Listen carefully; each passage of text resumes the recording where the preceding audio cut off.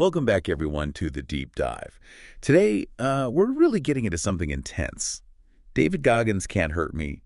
It's a book that, well, it gets talked about a lot. Oh, definitely. It makes waves. Yeah, so we've looked at excerpts from a really detailed review, one that digs deep into Goggins' whole mindset. Yeah.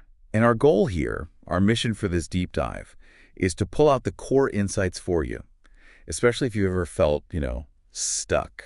Or maybe unmotivated, not sure what you're really capable of. Because this analysis we look at, it really makes you question what limits even are. Absolutely. And it's important to understand, like the source material points out, this isn't just a memoir, it's also kind of a self-help manual. It tracks Goggins' whole transformation. Which was pretty extreme. Oh, incredibly so. Yeah. The review calls it brutal, raw, sometimes almost unbelievable. It's all about how he took immense suffering and basically weaponized it, turned it into fuel to build what he calls a calloused mind. Okay, so let's unpack that journey a bit more. Yeah. The sources, they paint this really vivid picture. They do. Goggins starts as, well, overweight, insecure, dealing with a really traumatic childhood. And somehow he goes from that to becoming a U.S. Navy SEAL. Yeah. And then an ultra-endurance athlete. It's staggering. Yeah, and it's not presented as some neat, tidy success story.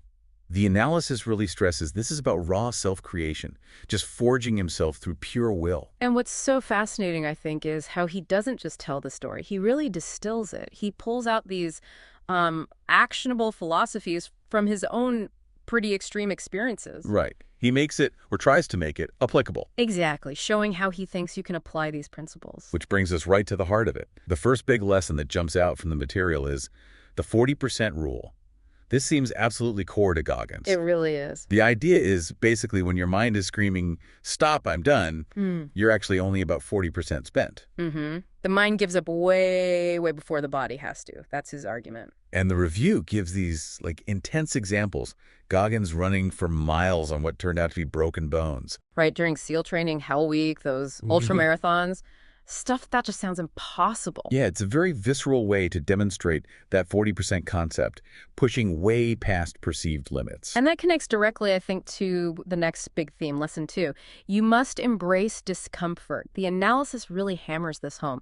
Goggins believes you have to actively seek out pain and discomfort. Seek it out, not just deal with it when it happens. Seek it out, because that's the only way, in his view, to actually grow, staying comfortable, in your little zone. That just reinforces mediocrity. Okay. But facing the hard stuff day in, day out, even small things, that's how you expand what you're capable of. It's a pretty stark philosophy compared to most self-help, isn't it? It really is. And that kind of brutal honesty, Yeah. it connects to the next thing, right? The accountability mirror. Yes, that practice. Yeah, it sounds intense. But the sources show how central it is for him. It's this ritual he describes, literally looking himself in the eye every day in the mirror. And just telling himself the absolute blunt truth. No sugarcoating. None. Zero excuses. The review mentions him confronting specific things, like literally saying to himself, you're still overweight, Goggins. Get up at 3 a.m. and run. Wow. Just owning exactly where he was failing. And then this is setting very clear goals to fix it. It's like raw, unfiltered self-assessment. That intensity really does come across in the review's description. It feels relentless. Yeah. But doesn't that relentless quality, that intensity, also lead into some of the criticisms? How did the sources kind of balance the power of it with the potential downsides? That's a great point. The review definitely highlights positives first. One is just that sheer intensity and honesty you mentioned.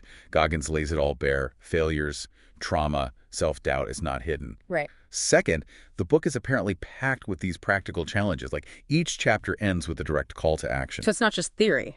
No, it's go do this. Test yourself, build resilience, expand your comfort zone. And the third thing the review really emphasizes is this, undeniable energy it gives you. Readers feel compelled to push harder themselves. Okay, but that leads us to the other side of the coin. Because, as motivating as it might be for some, the material is clear. This book isn't for everyone. And the review points out a couple of main critiques. Right, the caveats. Exactly. First, Goggins' language. It's described as incredibly blunt, often profane, just unapologetic. Yeah, heard that. So if strong language or really harsh self-talk isn't your thing, you might find the tone difficult, challenging. Okay, that makes sense. What's the second critique? The second one mentioned is the no excuses philosophy. Some critics feel it doesn't really allow for the complexities of, say, mental health issues or external circumstances that are genuinely outside someone's control. It can come across as a bit dismissive of those realities sometimes. I can see that. So balancing the intensity with real-world limitations. Precisely. So after digging into all this, who is this book really for? Who should pick it up? Well, the takeaway seems to be, if you feel genuinely stuck, like really in a rut, or if you need that powerful no-nonsense kick to take ownership. A real wake-up call. Yeah. Or you're just ready to seriously challenge what you think your limits are. Then this book, it sounds like it will hit home. Hard. But if you prefer a gentler path, maybe a more nuanced approach to self-improvement, the analysis suggests you might find Goggins just too extreme. Yeah, extreme is probably the right word. And the final verdict from the review we examined, it gives Can't Hurt Me a very strong rating.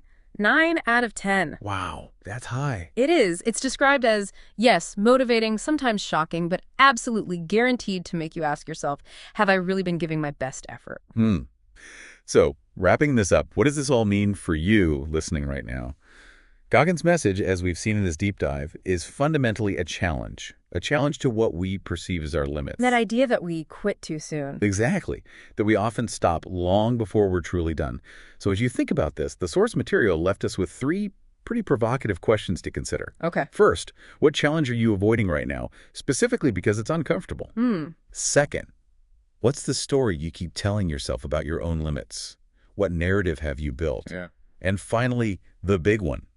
What would actually happen if you stopped making excuses and just went all in? Those are powerful questions. Definitely something to take away. They're a great launch pad, really, for exploring your own boundaries. And maybe uncovering that potential for growth that Goggins insists is in there, just waiting. Food for thought, for sure.